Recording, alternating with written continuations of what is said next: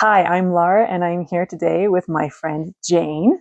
Hello. And it's been a while since we've done a recording together, but we're Yeah. about to sit down and have a pretty interesting conversation about what I like to call being in flow.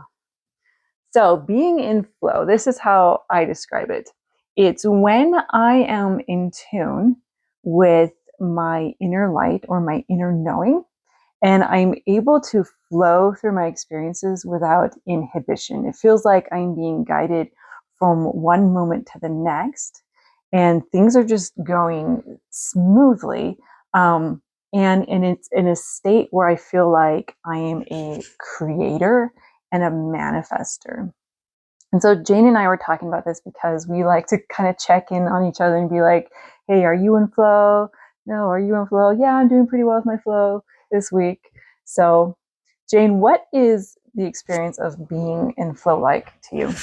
Okay. I also, since we've been talking about this today, I remembered that being in flow or a flow state is also phrasing used in psychology. Mm. And it's a field that's been studied a lot. And what it means in psychology, which I just think it's interesting, the crossover, is doing something that you are almost consumed by. Like 100% of your being is aligned in the activity that you're doing. It's Mm. normally very enjoyable for people. The easiest place to kind of study it is when an athlete is doing a sport. So when someone is rock climbing or figure skating or doing something where their brain is focused and their body is acting in perfect alignment with what their brain knows that it needs to do to complete the activity, and all of them is excited and like head first in whatever they're doing, that's really, really enjoyable for people.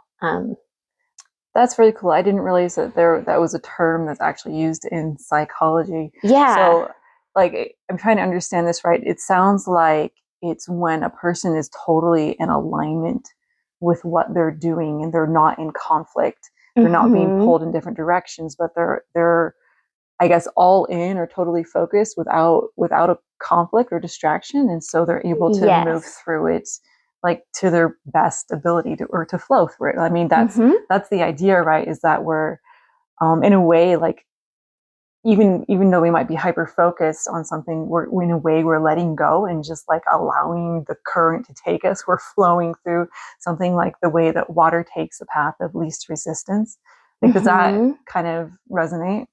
Yeah, I guess definitely that there's no conflict or distraction. You're not fighting yourself at all. Um, it's often very active, like you are pursuing something. Um, it's also overlapping with the research on mindfulness because to be in a flow state, but the way that psychology uses the word, 100% of your focus needs to be in the present. You can't kind of be worrying about what happened yesterday, and Mm. you can't kind of be anxious about what you have coming this weekend. You're totally focused on whatever is at hand and whatever is in front of you. And that's the point of mindfulness, is to kind of be in the present. And there's research showing that that's where you can find the greatest fulfillment and the greatest happiness, by focusing on the moment you're actually inhabiting and what's in front of you. Mm. And that Yeah. means like not worrying about other things, like being stressing and straining, and your mind is distracted and you're worried about the future. And I don't know what the future holds, and I'm stressing about that, and I'm getting depressed because I feel like maybe I'm hopeless or I'm stuck. Right. Mindfulness is being like, I'm peaceful in the present and I'm just going to move through things as they are. Is that kind of a good description of what mindfulness is? Pretty good, pretty close. There's one kind of tweak that, so how I would describe mindfulness, which is very similar to what you just said, is that you're focusing on your current experience, whatever it is, and you're focusing on it non-judgmentally. Mm. And so you're not labeling it as this is a bad experience or, oh, this is a good experience. Um, and you're letting it be whatever it is. And so there's a shift there, because normally when people get introduced to mindfulness, they're told like you have to empty your mind and you have to be at peace.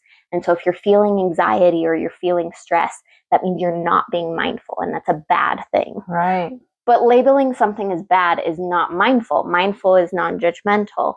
So more what it is that if you're trying to practice mindfulness and a stressor comes up or an anxiety comes into your mind, you acknowledge that it's there, and you are willing to acknowledge, I am experiencing stress right now, or my mind is entertaining an anxious thought right now.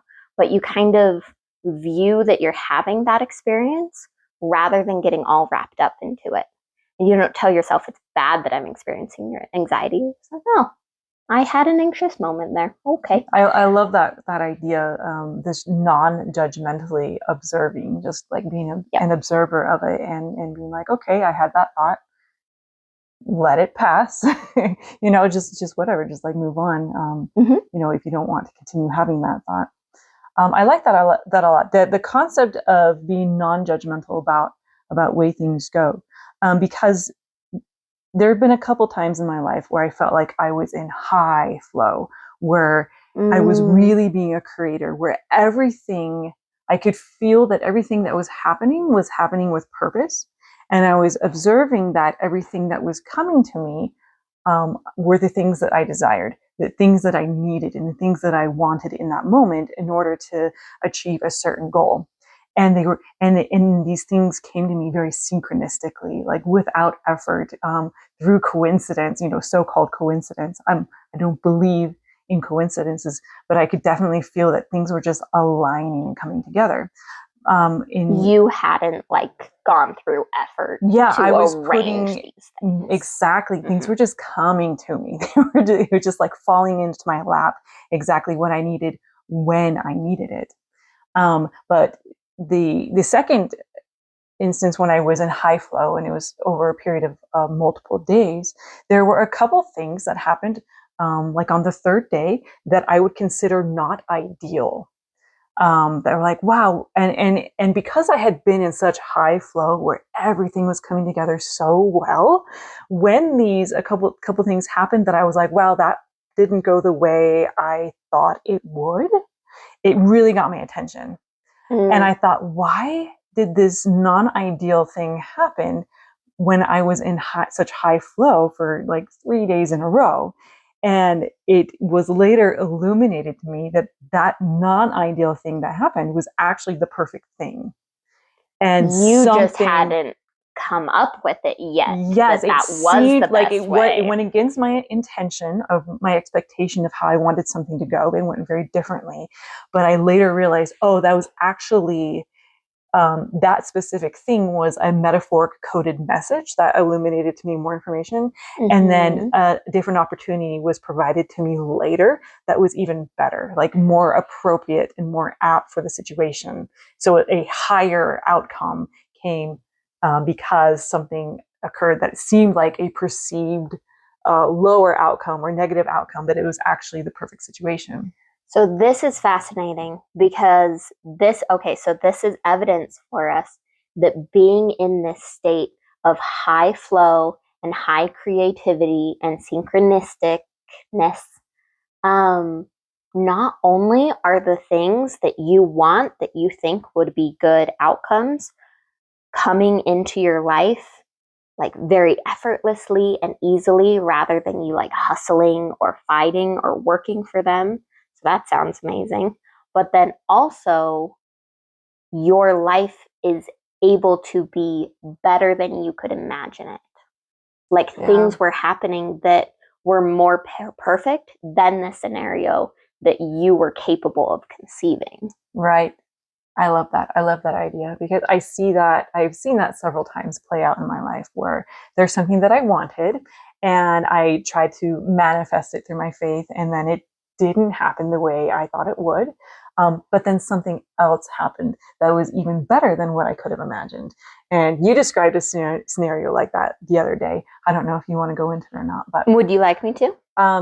Sure. Yeah. Okay. Was it with the van? With the van. Yeah. Yeah. Okay. So backstory, I got into a car accident. No one was hurt, but our van was pretty busted up, and it took a very long time for our van to get fixed. And everyone else who knew about the situation was kind of grumbling and irritated at the people for taking so long to fix our van. And I don't know why, but the whole time I had just a very affirmed, like, light view in my mind that this is good. Something about this is good. Something about this is right. This is how it's supposed to happen. Everything is happening as it should. And I believe that the van will get fixed very well, that it will work as well as it did before the accident. But then it was coming to a head, and I was getting frustrated by the other people in my life who were frustrated. And we were going on a car trip. So I really needed the van to be fixed by the first day of the car trip. And I was manifesting this, and I didn't know if manifesting on a timeline was going to work for me, but I was trying, and it needed to be done by 12 o'clock on Monday. And it wasn't done on Saturday, and then it wasn't done at 9 o'clock on Monday. And then they told me that it would be done by 11 o'clock. So we got there at 11 o'clock, and I still don't know what happened on their end, but they lied, basically. Either the part wasn't there or the part was there and they told me it was there, but then they used it on a different car, or someone broke it or they lost it or something. They didn't tell me. But the van wasn't fixed and it wasn't ready for our trip. And I was so angry because I thought it was going to be ready, and then I manifested that it was going to be ready, and then I was told that it was going to be ready, and then it wasn't. And you had high faith that it was going to turn out. I had high faith, and I was a little bit petty because I needed to prove to the other people in my life that I was right about this whole van situation. Right. And also prove to yourself that that manifesting works. That manifesting works. That your faith will pan out. And so this was like a guinea pig situation for manifesting at the time. So we rented a car. We went on the trip. I was miffed about it. It was fine. And then at the end of the week, the van was ready. We were able to pick it up. And looking back at that, there were just several things that I hadn't considered.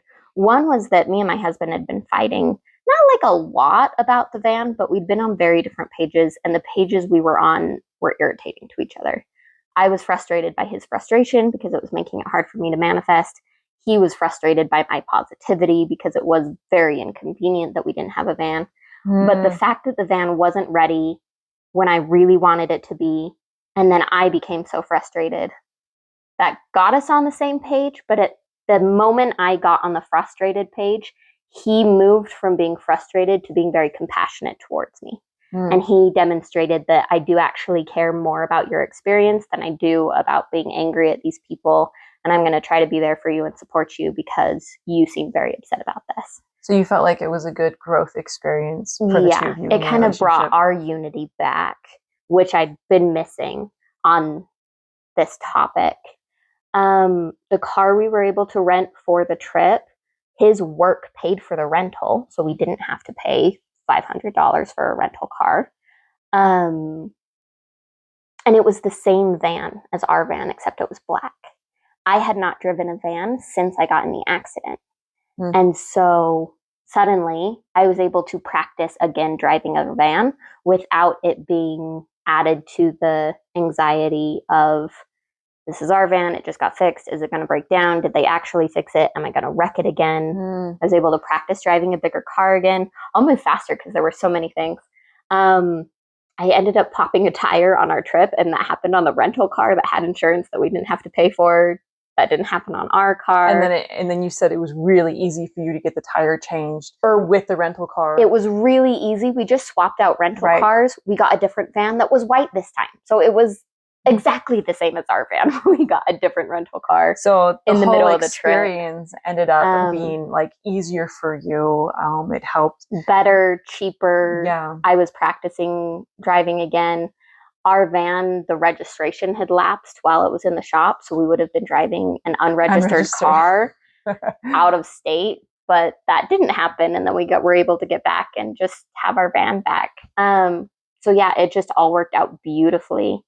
And I guess that's part of being in flow, is that if you want everything to just come into alignment without you having to put forth effort, that requires a little bit, not a sacrifice of all of your autonomy or agency, just a little bit of it, because you're still choosing, I feel like, mostly what you want and what to manifest, but you're letting go a little bit of how it comes to you. Yeah. I also kind of see that situation as, and other situations where things have turned out better than I was trying to manifest, is just like the tender mercies of a benevolent God who is like, you're a creator through your faith, but he's like, but I can do you one better. Like, I can do this even higher for you, and it will turn out so much better, because we have such a limited perspective and scope of how life is going to go.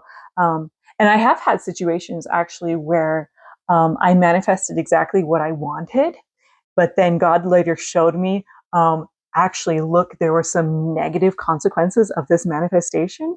You thought it was your highest good, but had it gone differently, it could have been better.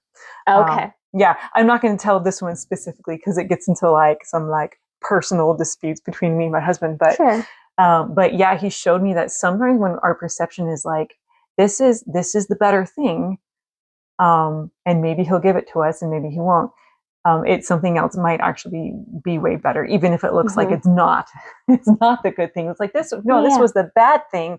Actually, no, that turned out to be the highest lesson, or the kindest, benevolence from God or whatever. So, let's talk about not being in flow.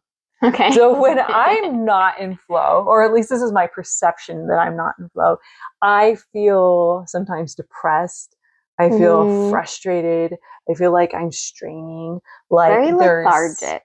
Yeah, and less energy, definitely. Less energetic, less happy. I feel like there's something that I want that I'm trying to get, and I feel stuck, like I'm not able to get the thing that I want. That's what I consider to be not in flow. Is that what you experience when that's your perception? That tracks pretty close. This is so funny to me because we're describing most of my life. Like, I feel like that, and I don't know how many people there are out there living in flow, but from my perception or like worldview, this is kind of normal. Like, we're describing what's normal, like a normal state. Yeah, a normal state. Humanity, mortality, to do something. We're here, we're trying to work to make things happen, and then things don't happen the way we want. Like, I keep trying, that's like typical, right? Trying, and nothing pans out the way I want it to. Yeah, but once you have a taste of flow, or like things pan out the way I want them to because I worked my ass off to make it happen. Right. And then once you have a taste of flow where you're like, I just kind of sit here calmly and I decide what I want. And then it just all starts happening. Like, once you have a taste of that, it's so hard to then have a day where you're like, oh, the flow is gone. Dang it. So frustrating. Where did my flow go? Yeah. Back into frustration mode. The way it feels to me is, the metaphor I have for it, that Zach and I went on a trip to California last summer. And we spent just a couple days at the beach, and we bought like $10 boogie boards from Walmart. One of them broke in half by the end of the week. But we were trying to figure out how to like body surf the waves, because we could see people doing it. And it took us a couple hours to figure out. But by the end of it, if you caught a wave that would carry you forward towards shore, like 40 feet, it felt so wonderful and so exhilarating. And like, as an almost 30-year-old, I was just cackling and giggling with like pure joy because it was so fun. And I feel like the flow's always there. Like, the waves are always there. Are you catching They're it? always coming in, but are you catching it? And just kind of bobbing around in the ocean, that's not that bad either. Like, it was enjoyable. It's fine. But then getting pummeled by a wave and getting pushed under the water, or trying to swim into the waves, trying to go against flow, right? That's very hard. That's very frustrating. But then catching the wave was amazing. But bobbing in the water, you're not getting anywhere. But right? bobbing in the water, Just you're kinda not sitting there. getting anywhere. So it's You're like if just I have sitting there. somewhere I want to go, then I got to move. So either I can do it in a way that feels forced and frustrated, Yeah. or I can catch a wave. So the question is, how do we catch a wave? Yeah. So that's my view on it, is that flow is there for you. Flow is there for anyone. And you can choose, do I try to catch the wave? Do I put in the own effort and swim toward shore under my own power? It's going to take longer. It's going to be more effort. I can get to the same place. Do I just kind of bob in the water and not do anything? Or do I make choices that are going to get me pummeled and pushed under? Yeah. Yeah. So I think in order to catch that wave of flow, I think it's faith. It's just like projecting forward that whatever happens is going to get you where you want to be, whether it be a good thing or perceived, like you perceive it as a good thing or you perceive it as a negative thing. Just know, like, don't perceive it as negative. Just be like non-judgmental of whatever pops into your experience, right? Knowing that all of it will eventually get you to that end goal, which is what you desire. Okay. So faith, right? Faith, and just trust and just relax and be non-judgmental about the situation. I think maybe that's where we get caught up, is when we get judgmental about the situation. Okay. and impatient. Or like we have expectations. Impatience is a killer. We have expectations of how we want something to go, how the ride goes, and we're going along the ride and we're like, oh, I didn't like that bump. I don't like this stall. You know, the cool part isn't happening fast enough. And so I'm judging the whole ride the entire time rather than just sitting back and being a non-judgmental observer of it and just going with the flow. Yeah. I think maybe that's where we could. I think the difference is like simply, can you relax through your experience? But I also feel like when I'm in flow, like I am being a creator. Like things really do come to me a lot faster.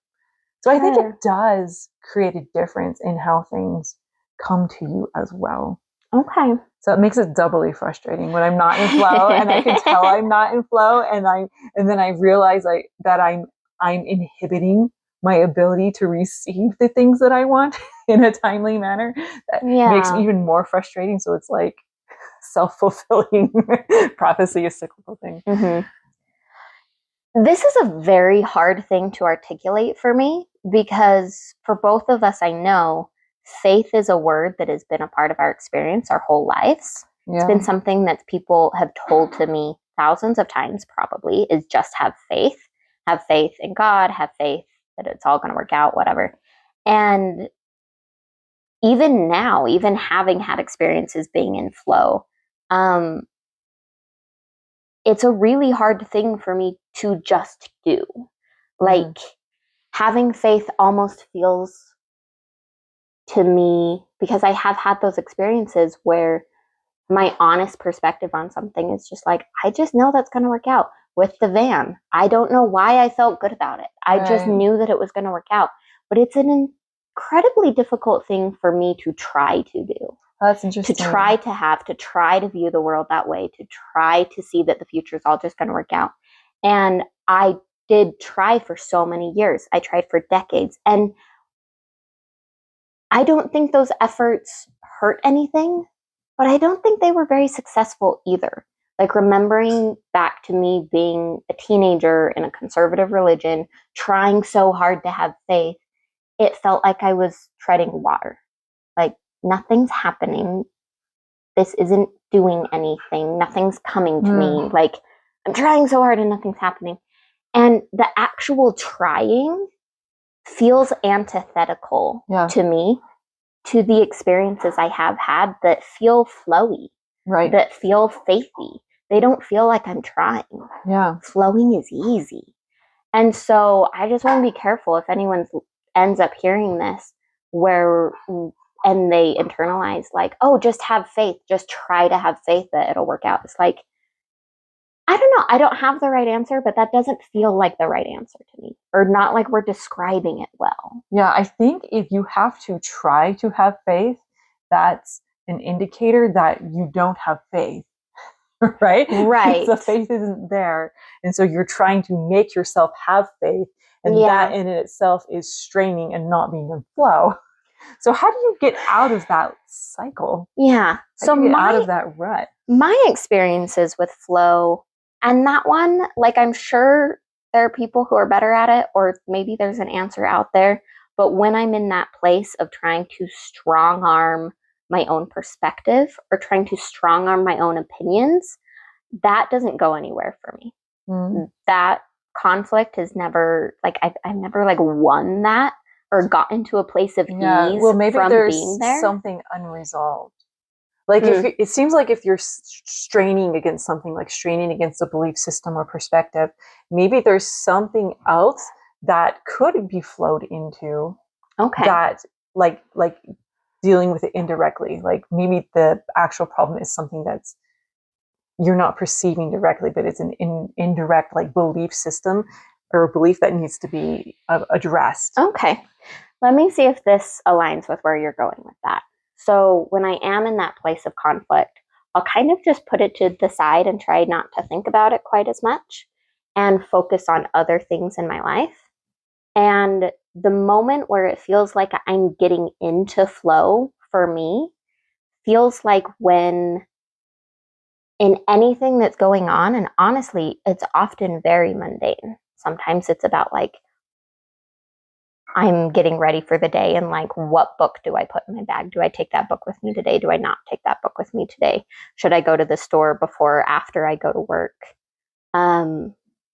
What shirt should I wear today? Or my child is running up to me and I'm pretty frustrated with them. How do I respond? Do I respond kind of sternly? Do I respond more gently? It's in those little decision moments where sometimes I can start to detect like a whisper of that's a good idea. And if I start to kind of follow those breadcrumbs, that gently leads me closer and closer to being in flow.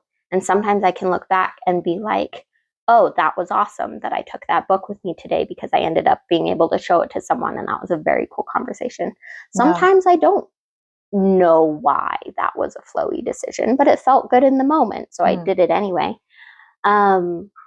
For me, the biggest hurdle has actually been being willing to accept breadcrumb level instruction. Yeah. Because sometimes I'm like, bedtime with my kids sucks and it takes 2 hours and I'm incredibly angry and it's so hard every night and I need to manifest bedtime being easy and everyone just always going to bed very effortlessly. And the breadcrumb, like the little moment that feels flowy, will be me saying one thing that leads to like 20 seconds of connection with my kid.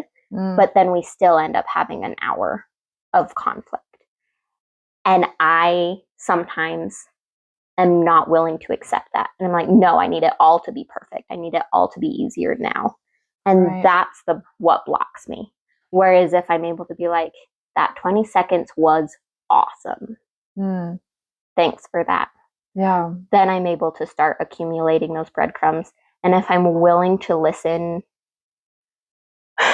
to those moments enough, they really do stack together into days of me just being in a really good place where things are kind of working out and everything, like nothing is falling through the cracks and everything is being accomplished and I'm enjoying all of it.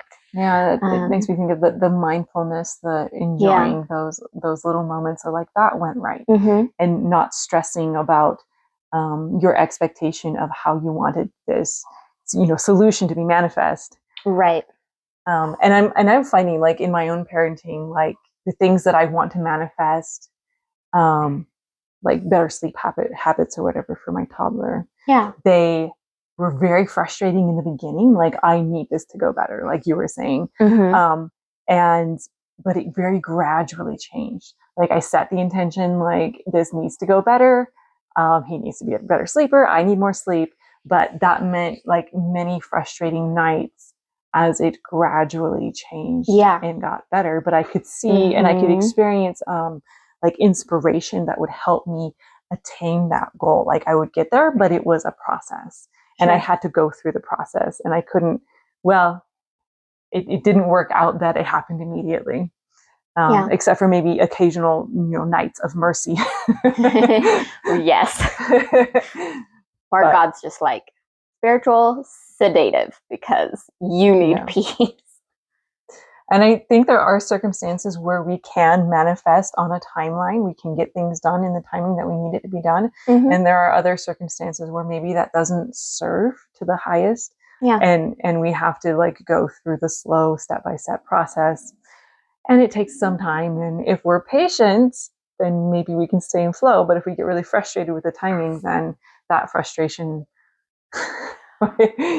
Well, and we have to like consider like the fact that we get a reflection back, right? Like it's the law of attraction. So if you are pessimistic, things are just not going to go as well for you. And if you're very optimistic and everything's going to work out with purpose and meaning and everything's going to be like to your highest good, then, and you truly believe it, like that's what you're going to end up seeing.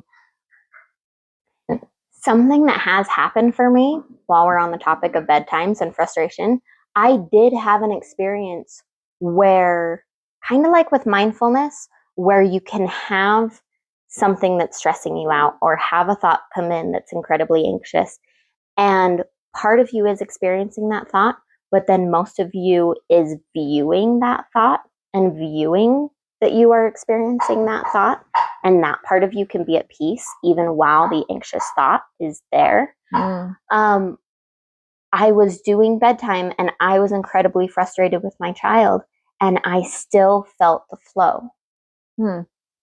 The experience of me being frustrated and responding in frustration, and the experience of my child being frustrated with me and trying to understand how he could get what he wanted, somehow that was what was supposed to be happening. Right. Like, and I knew that situation served you. Like this somehow is something that like Jane and her kid, you're supposed to be experiencing together right now. And it is part of your flow. So most of my perspective was able to look at myself. It wasn't out of body, but mentally kind of look at myself experiencing that, acknowledge that in this present moment, I am incredibly frustrated and this is not a bad thing. Yeah. And I think that is some of where the secret is, because like we are here on earth, we are mortals. We did choose to come and have this life, I guess that like, depending on what your belief system is, but like really hard things do happen in life. And a lot of them do serve higher purposes. And so if we try really hard to remain in flow, but only so long as it makes our life easy, it makes sense to me that we're going to come in and out of it. Yeah, we're going to get frustrated. We will. Flow is going to lead us to a hard place in life, and then we're going to abandon flow, have to go through the hard thing anyway, and then have to work to get flow back. Yeah. But if we're able to stay in flow and be like, oh, this is a hard thing that's coming. Yeah. Okay, here we go. We're going to flow through the hard things, and then it ends up being easier for you because and then you're it's not easier. You fighting. You get to retain the feeling of flow and the comfort in that and the ease of it to help with the hard thing. Yeah. Rather than the hard thing shaking your faith in the flow experience and then getting you to abandon that and then having to rebuild that faith later. So you were mentioning before this concept in therapy called internal family systems and how it relates to flow. Yeah. I was reminded that so this is a therapy developed by Richard Schwartz. It's called IFS, or Internal Family Systems. And they have kind of their own view of flow, or what it means to be in flow, but they describe it in completely different language, which is fun because maybe that'll feel more accessible to someone than the way we've been talking about it. People can go look up IFS very simply. It is founded in parts work. So working with the different parts within yourselves. And normally the parts you work with are parts that are lonely or confused or sad or angry or protective. So by parts, basically this is like sort of like metaphors like within you, where like within your consciousness or your knowing, you kind of can sort of metaphorically like divide yourself up to like what you said, the loneliness, or what are some of the other words you were describing the different parts? They're called exiles or protectors. They're basically when something really hard has happened, and you latch onto it. It's a part of you that latches onto that and holds it so that most of you doesn't have to deal with that yuckiness. Okay, so it's kind of like an aspect of your consciousness, sort of proverbialized through your imagination as something, so that we can kind of like look at what's going on inside of us part by part, like you said, with the parts, and then sort of address them individually. Yeah. Okay. And kind of the easy way people describe it is like if you're deciding what to have for dinner, maybe a part of you wants to make a really yummy meal, and then a part of you doesn't want to go through the effort and just wants to eat like ice cream.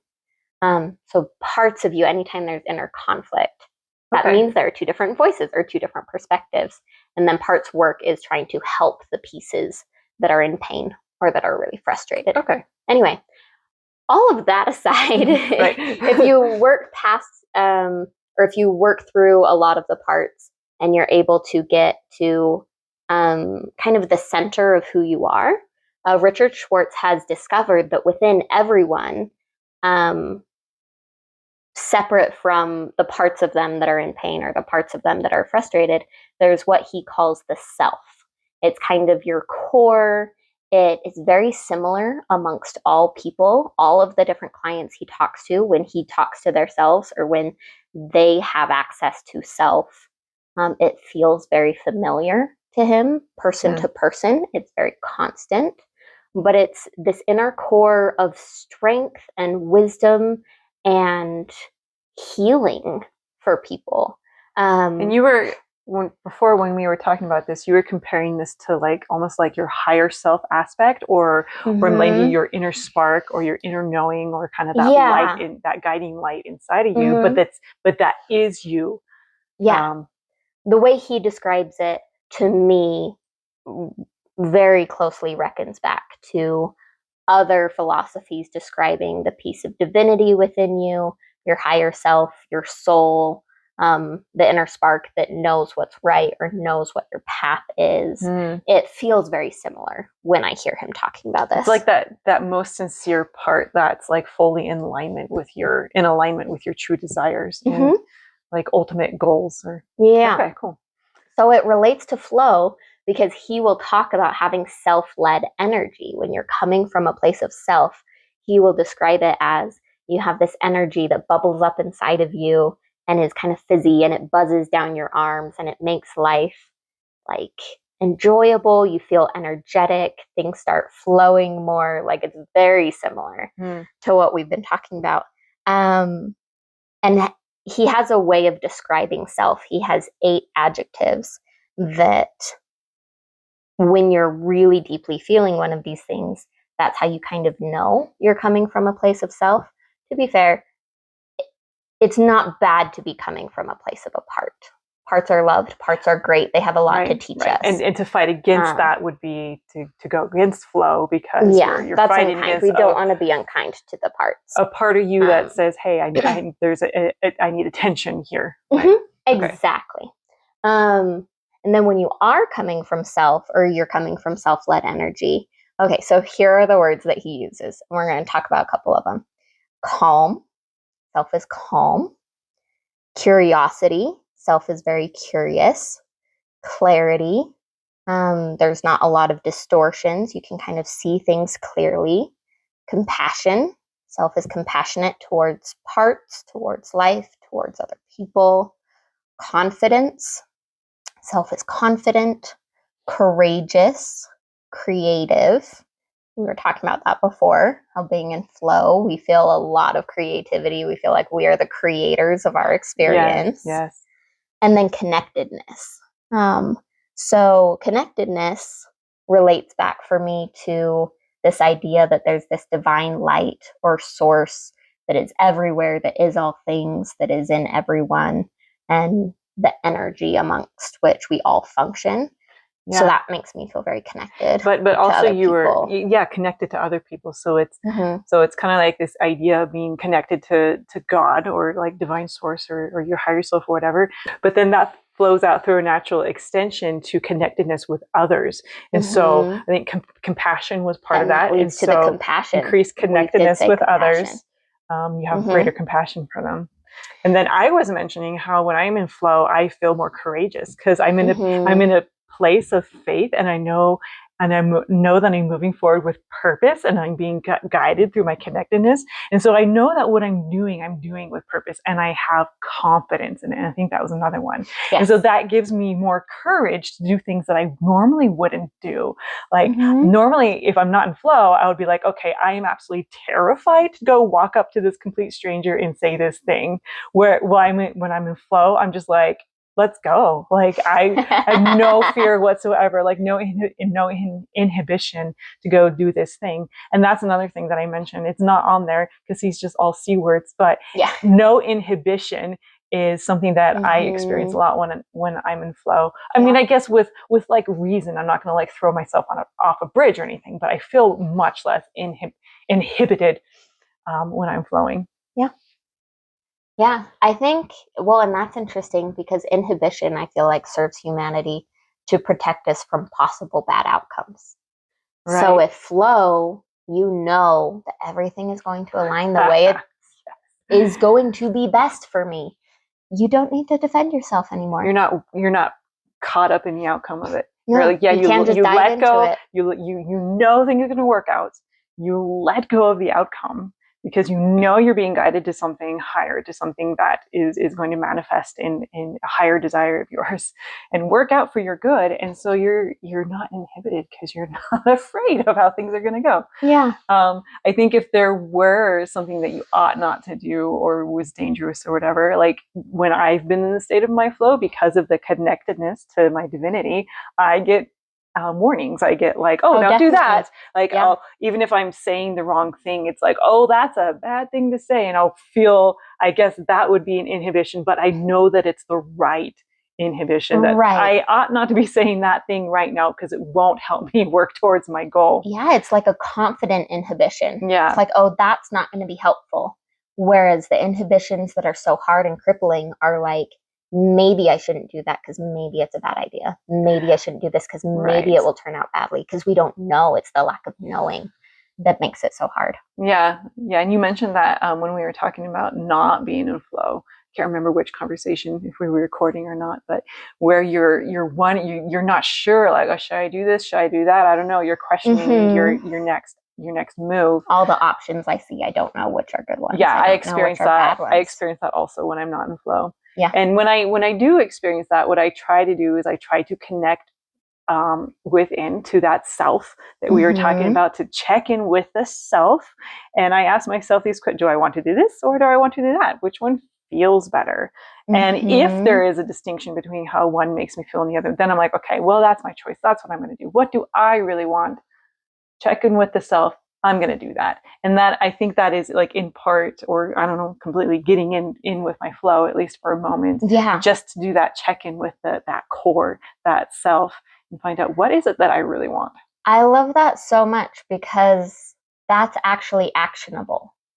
Like when we talk about like, how do you actually get into this? How do you actually make this happen? And a lot of the times it's like, well, it's hard to describe, or I don't really know. Sometimes it just does. That's something you can actionable. Do. That's something like on purpose, and in any moment I can make a choice to check in with myself. Yeah. And you were talking about something actionable earlier too. Yeah.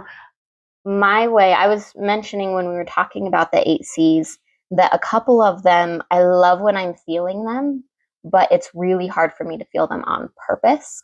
Like if I'm not feeling calm or I'm not feeling confident, it's really hard for me to just strong arm. Now I'm just going to be confident, or now I'm just going to be calm. I'm not going to be stressed about this anymore. But I was saying that curiosity is the one that I feel like I have access to kind of no matter what, no matter what's going on. That is something that I can choose to feel on purpose. So with our conversation before, when like my children or bedtime is being incredibly frustrating for me, I will often mentally take a step back and ask myself, what is something about this situation that my soul is going to learn from? What could I possibly gain from this? In a sincere way. That sounds like a sarcastic question of what could I possibly gain from this? But sincerely, it's like, no, what am I going to get out of this? I hate this while I'm going through it, but what am I going to get out of this? Or I'll ask myself a question about my kids, like, they are so confusing to me right now, and their decisions are just baffling me. So why are they making those decisions? Like, they must make sense to them, or there is a reason that that little entity is acting the way it is.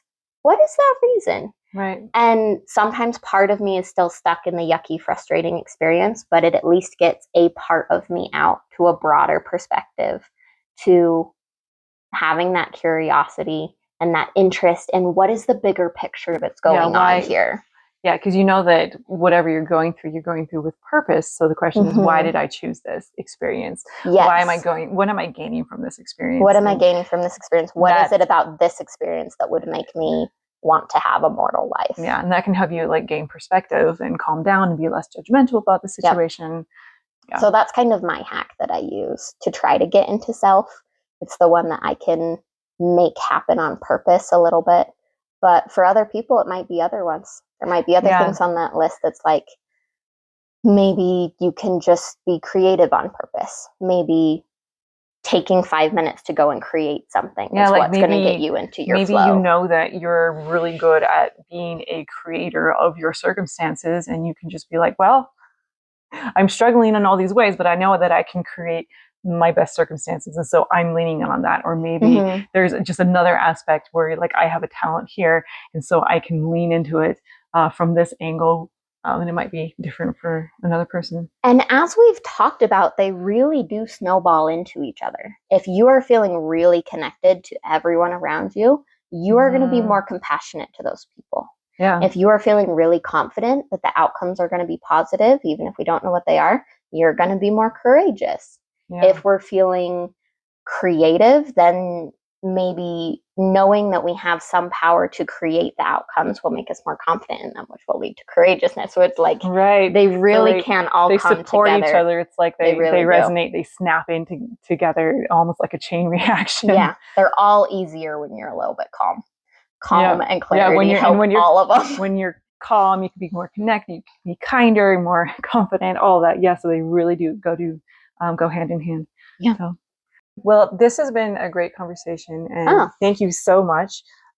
Right now, I need to flow downstairs and intervene with my toddler who is playing with water. I can hear him doing that downstairs. So thank you so much for this. This was an awesome conversation. Wonderful. Thank you, Lara.